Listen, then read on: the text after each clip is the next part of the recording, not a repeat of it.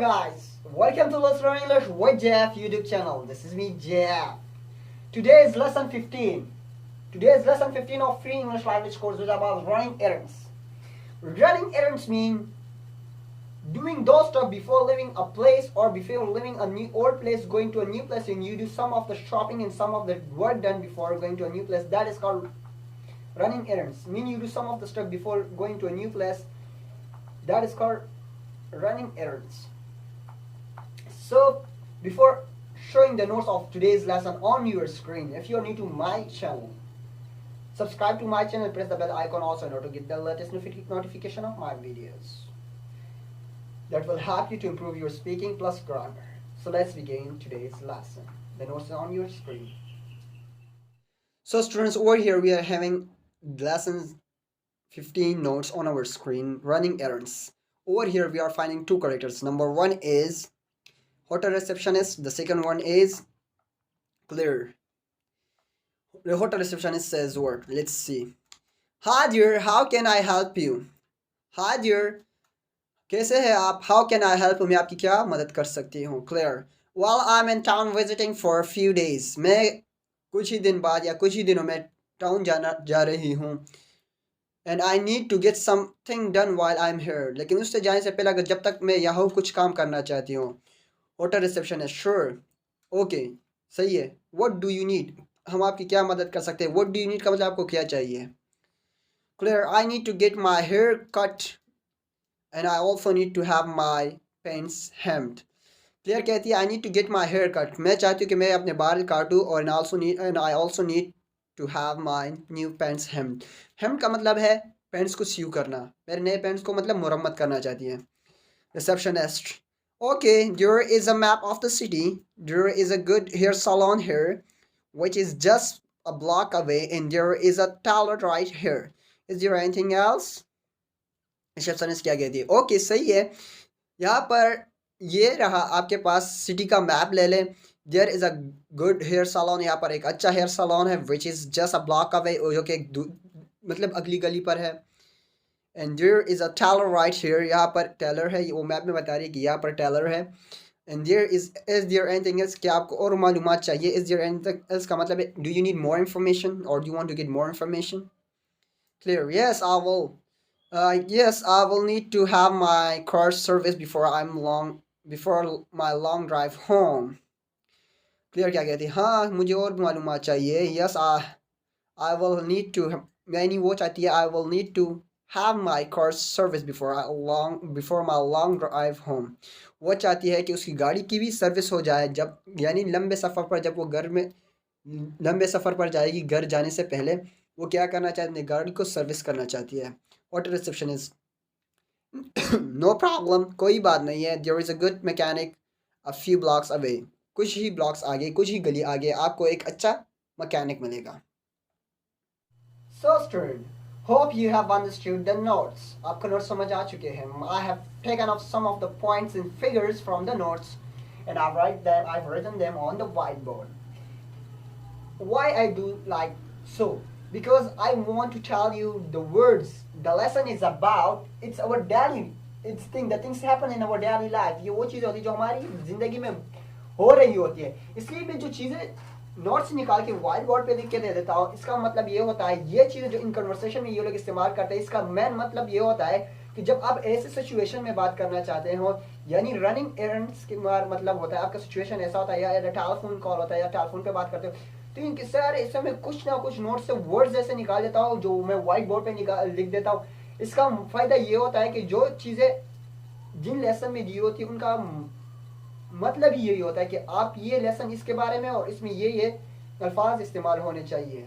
जब आप मिसाल के तौर पर राइस पकाने के लिए अलग सी रेसिपी है, बिरयानी पकाने के लिए अलग रेसिपी है. सही है. ये हम we speak English, I know, but if you speak correctly and rightly in the situation, that's what you are the master of English. Then you are the master of speaking English. तब ही आप master बन सकते हैं. इसलिए मैं सारी ये चीज़ें नोट्स से निकाल के लिख के दे देता हूँ. मेरे स्टूडेंट मुझसे अकेडमी पूछते हैं कि सर आप हमें वो चीज़ें बताते जो बाकी टीचर नहीं बताते. बाकी टीचर कहते कि sir excuse me student, you Mr. Fla and Mr. Fla used to stand up and do practice on this. वो सिर्फ हमसे प्रैक्टिस कराते हैं। मैं कहता हूँ, मैं भी कहता हूँ कि in your English can only be and only be improve by practising. सिर्फ प्रैक्टिस ही आपको इंग्लिश का परफेक्ट स्पीकर बना सकता है। लेकिन अगर आप, मैं पहले भी कहूँ कि ये स्किल एजुकेशन ही, और skill only can be improve by practising. लेकिन इन सारी, अगर प्रैक्टिस भी आप किसी चीज़ पर कर रहे हैं लेकिन गलत कर रहे हैं, आपके पास इंफॉर्मेशन ही गलत है, आपका तरीका ही गलत है, तो इन सारी चीज़ों मतलब फिर जब आपका तरीका ही गलत हो, आप सीख ही गलत काम कर रहे हो, गलत तरीके से सीख रहे हो, जब आप गलत रास्ते पे जा रहा हो तो आपको गलत मंजिल तक पहुंचाएगी। उसी तरह का गलत तरीके से आप इंग्लिश बोलोगे तो आपकी इंग्लिश अट्रैक्टिव नहीं लगेगी। सही है, तो चलो पहला वर्ड्स देखते हैं, वो है हाय देयर। नोट्स में हमने देखा लिखा हुआ है हाय देयर। ये जो वर्ड हाय है, ये हेलो की जगह इस्तेमाल होता है, ये इनफॉर्मल है, फॉर्मल नहीं है। अच्छा, फॉर्मल एंड इनफॉर्मल इंट्रोडक्शन पर मैंने लेसन बनाया, उनका लिंक मैंने डिस्क्रिप्शन में दिया हुआ है, इस वीडियो के डिस्क्रिप्शन में नीचे दिया हुआ है दोस्तों, वहां से आप फॉर्मल एंड इनफॉर्मल इंट्रोडक्शन के बारे में सीख ले। ये वर्ड हाय एंड हेलो जो है फॉर्मल एंड इनफॉर्मल इंट्रोडक्शन में इस्तेमाल होते हैं, लेकिन ये जो हाय है ये इनफॉर्मल इंट्रोडक्शन में इस्तेमाल होते हैं। ये हम इसलिए इस्तेमाल करते हैं ताकि सामने वाला जो है जिससे हम बात करें उसकी तवज्जो गेन करने के लिए, उसकी तवज्जो गेन करने के लिए हम ये वाला इस्तेमाल करते हैं, ये वर्ड्स हाय। लेकिन ये इनफॉर्मल है, जिनके साथ हम ज़्यादा फेमिलियर होते हैं उसके साथ हम ये वाला वर्ड इस्तेमाल करते हैं, हाय। नंबर 2, हमने देखा अगर कोई मालूमात आपको देना चाहता है या कोई आपके साथ एग्री होता है तो श्योर हम कहते हैं। इस श्योर का मतलब है आप अगर आगे कुछ बोलना चाहे तो श्योर मैं आपकी मदद कर सकता हूँ, या मैं आपकी बात के साथ मतलब आपके साथ एग्री हूँ, आप जो बात कर रहे हैं उसके साथ मैं एग्री हूँ। Get my hair cut, have my new pant, have my cut serviced. ये एक स्ट्रक्चर है, यहाँ पर देखिए इन्होंने एक ग्रामेटिकल स्ट्रक्चर इस्तेमाल किया हुआ है इन नोट्स में, जिनका मतलब है जब आप अपना काम किसी दूसरे से बंदे से कराना चाहते हैं तो आप ये वाला स्ट्रक्चर इस्तेमाल करते हैं, गेट और हैव। ये दोनों ऑप्शनल है, आप गेट की जगह हैव इस्तेमाल कर सकते हैं और हैव की जगह गेट इस्तेमाल कर सकते हैं, प्लस ऑब्जेक्ट प्लस पार्टिसिपल, जिस तरह इन्होंने इस्तेमाल किया। देखिए गेट की जगह आ गया, मैं ग्रीन मार्कर से करके दिखाता हूँ, गेट की जगह गेट आ गया, सही है। अच्छा, ऑब्जेक्ट की जगह ऑब्जेक्ट आ गया, माई हेयर, अच्छा माई हेयर कट, और ये जो कट है ये पार्टिसिपल है, सही है। ये जो कट है ये पार्टिसिपल है, ये जो है कट है third form of the verb है, थर्ड पास्ट पार्टिसिपल है, सही है ये कट। तो देखिए ये स्ट्रक्चर को परसुएट करता है, और हियर जो है ये नाउन है, ये नाउन है, हमारे पास क्या है, ये हमारे पास नाउन है। गेट की जगह आ गया, देखिए यही वाला स्ट्रक्चर जो मैंने बताया। अपना काम दूसरों से जब आप कराना चाहते हैं तो उसके लिए ये वाला स्ट्रक्चर आप इस्तेमाल करते हैं, गेट माई हेयर कट, मेरे बाल काट, मैं चाहती हूँ मेरे बाल काटे जाए, या मैं चाहती हूँ मैं अपने बाल काटने चाहती हूँ। लेकिन आप चाहती है अपने बाल काटना चाहते हैं या चाहती हैं लेकिन खुद नहीं काट सकते, दूसरों से काटना चाहते हैं, तो फिर आप ये वाला स्ट्रक्चर इस्तेमाल करते हैं। अच्छा, इन्होंने और देखिए मैंने कहा था गेट और हैव ये इंटरचेंजेबल है, ये इंटरचेंज हो सकते हैं एक दूसरे के साथ। देखिए हैव माई न्यू पैंट्स हेम, आप इस तरह भी कह सकते हो, गेट माई न्यू पैंट्स हेम, सही है। ये हेम जो है ये भी पास्ट पार्टिसिपल है, हैव की जगह स्ट्रक्चर में आ गया, ऑब्जेक्ट की जगह my new pants, my new pant जो है ये ऑब्जेक्ट है, जिस पर आप काम कर रहे हो वो ऑब्जेक्ट है, सही है। The receiver of an action is called an object, ये देखिए ये अमर रिसीव कर रहा है माई न्यू पैंट। अच्छा, ये जो है माई, सही है, माई ऑब्जेक्ट है, न्यू एज एन एडजेक्टिव इस्तेमाल हुआ, पेंट जो है नाउन है, सही है, पेंट जो है नाउन है। फिर उन्होंने एक और स्ट्रक्चर भी इस्तेमाल किया हुआ है, यही वाला स्ट्रक्चर इस्तेमाल किया, हैव वाला, have plus object plus participle, have my car serviced, have my car service. अब इस तरह भी कह सकते हैं कि गेट माई कार सर्विस, मैंने कहा ये इंटरचेंजेबल है। अच्छा, गेट माई हेयर कट, आप इस तरह भी कह सकते हो कि हैव माई हेयर कट, ये इंटरचेंजेबल है, सही है। अगर समझ आ रहा है तो दोस्तों तो सही है, समझ नहीं है नीचे वीडियो के कमेंट सेक्शन में जाए, वहां पर उनसे पूछे कि सर ये वाला पार्ट या ये वाला लेसन या ये वाला वर्ड हमें समझ नहीं आया, तो नीचे कमेंट सेक्शन में जाए तो मुझसे कमेंट में पूछ सकते हैं, मैं आपके कमेंट्स का जरूर जवाब दूंगा if possible. Number 4 thing we're going to learn that is there anything else. अच्छा, ये जो जुमला है is there anything else, ये तब हम इस्तेमाल करते हैं कि सामने वाले के पास अल्फाज या उनके इंफॉर्मेशन खत्म हो जाती है और हमें ऐसा लगता है अगर उन्हें कुछ और भी मदद की जरूरत है और हम उनके और काम आ सकते हैं, तब हम ये वाला जुमला इस्तेमाल कर सकते हैं। तो हम ये वाला जुमला इस्तेमाल करते हैं, तो तब हम कहते हैं इज देयर एनीथिंग एल्स, यानी हम और मजीद इंफॉर्मेशन सामने वाले को देना चाहते हैं अगर उसे ज़रूरत हो तो। सही है, फिर ये वाला जुमला आप इस्तेमाल कर सकते हैं। फॉर एग्जाम्पल आपसे कोई पूछ लेता है, आप एक होटल में काम करते हैं या एक हॉस्पिटल में काम करते हैं, आपसे कहते हैं where is flower room, where is flower room, आप कहते हैं flower room is on flower block, in flower room is on flower block, right. आप इस तरह कह देते हैं।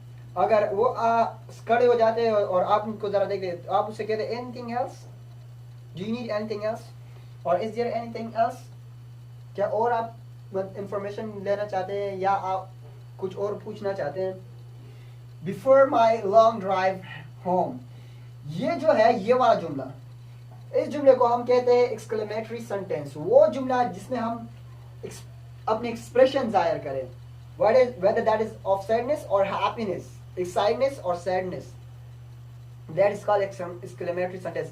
ये exclamatory sentence है, exclamatory word नहीं है, ये यहाँ पर interjection नहीं है, ये यहाँ पर exclamatory sentence है। ये पूरा जुमला तब इन्होंने इस्तेमाल किया है जब, देखिए ये जब रिसेप्शनिस्ट से बात कर रहे थे तब इनका मिसाल के तौर पे मूड हैप्पी था और उनके साथ फ्रेंडली थी, तो उन्होंने एज अ फ्रेंडली तौर पर ये वाला जुमला इस्तेमाल किया। अक्सर हम दोस्तों से कहते हैं यार तुझे पता है मैं वहां पर जा रहा हूं, सही है। इसी तरह देखिए मैंने इस्तेमाल किया एक एक्सक्लेमेटरी सेंटेंस, इन्होंने भी एक एक्सक्लेमेटरी सेंटेंस इस्तेमाल किया। उनका यानी क्लियर का और होटल रिसेप्शनिस्ट के दरमियान जो थी दोनों हैप्पीली कन्वर्सेशन कर रहे थे, सही है, जेंटली एक दूसरे से बात कर रहे थे, तो उन्होंने ये वाला जुमला इस्तेमाल किया। बिफोर माई लॉन्ग ड्राइव, अब इस तरह कह सकते before my long journey, before my long journey I want to take long breath, right, और before having a speech on the stage I want to take a huge breath, right? No problem you use in that condition if someone asks you for help and you help them, right? If someone asks you for help and you help them and they will say thank you and say no problem, it's mean that no worries about the things, the information that I have given to you, don't worry about that, and it's not required that you must thanks to me, but to thank someone is a good habit। So दोस्तों उम्मीद करता हूँ कि आपको ये lesson समझ आ चुका है। अगर कोई भी मसला है आपको किधर भी पेश हो रहा है, लेसन के स्टार्ट में हो रहा है, दरमियान में हो रहा है, नोट्स में समझ नहीं आ रहा है, आपको नोट्स पीडीएफ में चाहिए, आपको मिल जाएंगे। वीडियो के डिस्क्रिप्शन में व्हाट्सएप ग्रुप का लिंक दिया हुआ है, व्हाट्सएप ग्रुप के लिंक पर क्लिक करें, वहाँ पर व्हाट्सएप ग्रुप ज्वाइन करें, वहाँ पर मैं आपको नोट्स पीडीएफ में दे दूंगा। शॉर्ट फॉर्म में आपको मिल सकते हैं, आप घर में भी प्रैक्टिस कर सकते हैं, किसी के साथ भी प्रैक्टिस करें। अगर आपको प्रैक्टिस के साथ के लिए घर में कोई नहीं है, व्हाट्सएप ग्रुप पे कई लोग हैं, उनके साथ आप प्रैक्टिस कर सकते हैं। तो दोस्तों अगर वीडियो अच्छी लगी हो तो लाइक करें, कुछ समझ नहीं आया नीचे कमेंट करें, अगर चैनल पर नए आए तो चैनल को सब्सक्राइब करना ना भूलते। मिलते हैं नेक्स्ट वीडियो में, तब तक के लिए अल्लाह हाफिज।